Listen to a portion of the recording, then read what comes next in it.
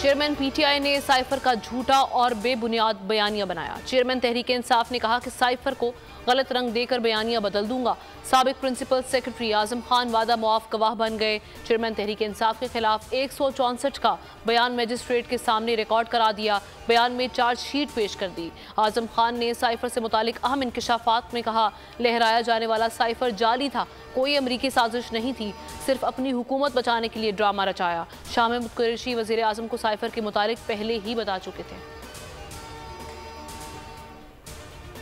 Chairman PTI और शाह महमूद कुरैशी असल मुजरिम हैं, अदालतों से सजा हो सकती है, गिरफ्तार भी किया जा सकता है। राना सनाउल्लाह का आजम खान के बयान पर रद्द-ए-अमल, कहा आजम खान का बयान मौजूदा शवाहिद की तायीद करता है।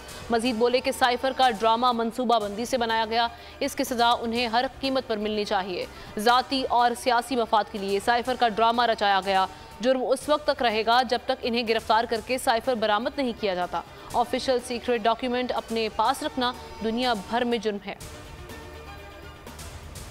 साइफर तहकीकात के लिए एफआईए को हिदायत जारी कर दी है। अतातारड़ कहते हैं कि चेयरमैन पीटीआई का फौरी ट्रायल किया जाए। साइफर मामले पर पाकिस्तान में बहरान पैदा किया गया। आजम खान लायके तहसीन है, मुल्की मफाद को तरजीह दी।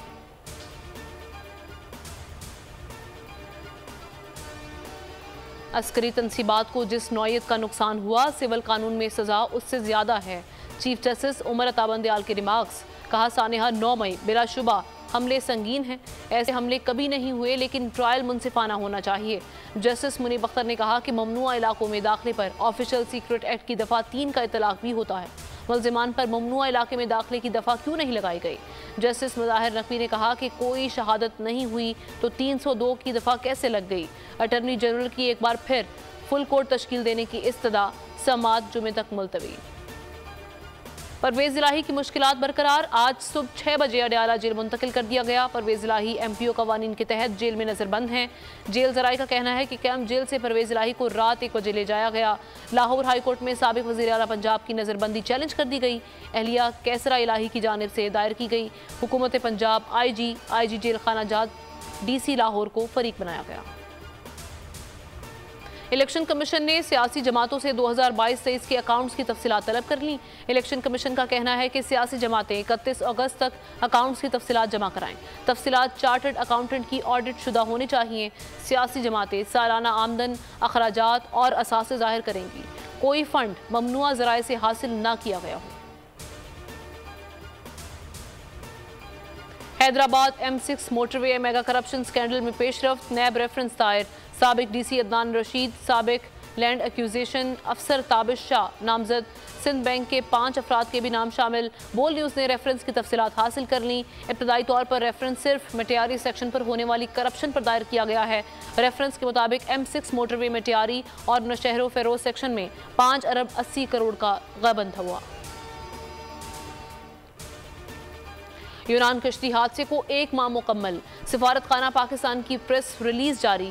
कहा गया है कि जाबहक 15 पाकिस्तानी शहरियों की शिनाख्त मुकम्मल हो चुकी है। बकिया अमल 25 जुलाई तक मुकम्मल कर लिए जाएंगे। मैयतें 20 जुलाई से पाकिस्तान पहुंचना शुरू हो जाएंगी।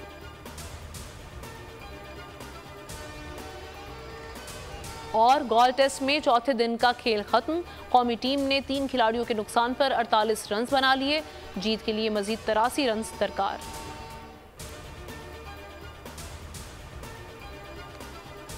एक ब्रेक के बाद आप देख सकेंगे प्रोग्राम अब पता चला। किसी भी खबर की तफसील जानने के लिए आप विजिट कर सकते हैं हमारी वेबसाइट bolnews.com।